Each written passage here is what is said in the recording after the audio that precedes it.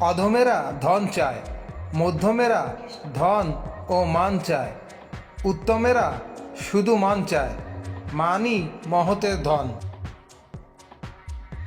পোশাক হলো বাইরের আবরণ, মানুষের আসল সৌন্দর্য হচ্ছে তার জ্ঞান।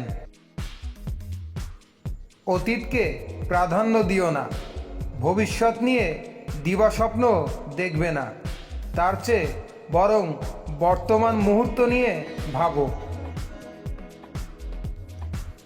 প্রতিশোধের পথে যাওয়ার আগে দুটি কবর খুঁড়ে রেখো, একটি নিজের জন্য, অপরটি শত্রুর জন্য। যার ভিত্তি পচে গেছে তাকে একদম উপড়ে ফেলে নতুন করে ভিত্তি না গাঁথলে তার উপর ইমারত যতবার খাড়া করা যাবে ততবার তা পড়ে যাবে। সৃষ্টিশীল প্রকাশ এবং জ্ঞানের মধ্যে আনন্দ জাগ্রত করা হলো শিক্ষকের সর্বপ্রধান শিল্প। আমি ভেড়ার নেতৃত্বে সিংহবাহিনীকে ভয় পাই না, সিংহের নেতৃত্বে ভেড়ার পালকে ভয় পাই।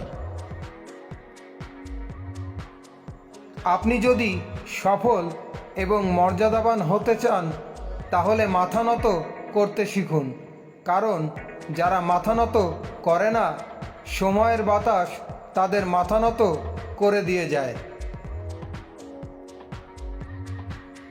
ভালোবাসা অর্থে আত্মসমর্পণ করা নহে, ভালোবাসা অর্থে ভালোবাসা, অর্থাৎ অন্যকে ভালো বাসস্থান দেওয়া, অন্যকে মনের সর্বাপেক্ষা ভালো জায়গায় স্থাপন করা।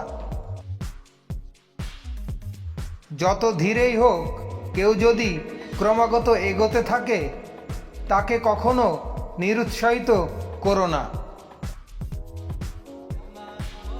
নিজেকে উন্নয়নের জন্য অন্য মানুষের লেখালেখিতে কাজে লাগাও, এই জন্য যে অন্য মানুষ কিসের জন্য কঠোর পরিশ্রম করে তা তুমি যাতে সহজেই বুঝতে পারো। আপনি অন্য কাউকে দোষারোপ করে দায় এড়াতে পারবেন না। আপনি পৃথিবীতে যেখানেই থাকুন না কেন আপনাকে অবশ্যই অভ্যন্তরীণ এবং বাহ্যিকভাবে উত্তর দিতে হবে। আমরা মনে করি প্রেমের পরিণতি বিয়ে, কিন্তু বেশিরভাগ ক্ষেত্রেই বিয়েতে প্রেম শেষ হয়ে যায়। তাছাড়া প্রেমিক হিসেবে কেউ অসাধারণ হতে পারে, কিন্তু স্বামী হিসেবে অযোগ্য হওয়া বিচিত্র নয়। মোমবাতি হওয়া সহজ কাজ নয়, আলো দেওয়ার জন্য প্রথম নিজেকেই পুড়তে হয়। শ্রেষ্ঠ মানুষ যা খোঁজে তা নিজের মধ্যে, ছোট মানুষ যা খোঁজে তা অন্যদের মধ্যে। যদি সঠিক পথ বেছে নেন তাহলে আশা ছাড়বেন না, কারণ যতই বাধা বিপত্তি আসুক না কেন একদিন না একদিন ভালো মানুষদের জয় হবেই হবে। প্রচুর ধন সম্পদের অধিকারী হওয়া নয়, পরিতৃপ্ত হৃদয়ে থাকাই প্রকৃত সম্পদ।